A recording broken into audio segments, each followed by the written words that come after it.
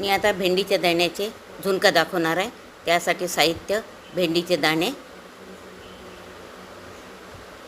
तांदळाचं पीठ, बेसन, कांदा, टमाटर, तिखट, मीठ, हळद, आमचूर पावडर आणि मीठ एवढे साहित्य घेतलेले आहे. आता तेल टाकते कढईमध्ये.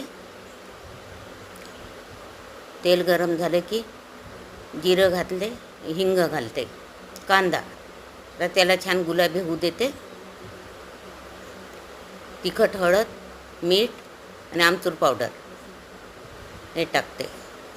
टमाटर हे छान शिजू देते. त्यामध्ये थोडं पाणी टाकून शिजल्यावर भेंडीचे दाणे घालते.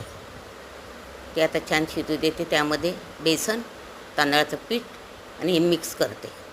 आता त्यावर झाकणे ठेवून मंद आचेवर 5 मिनिट शिजू देते. आता कोथिंबीर टाकून हा आमचा झुणका तयार झालेला आहे.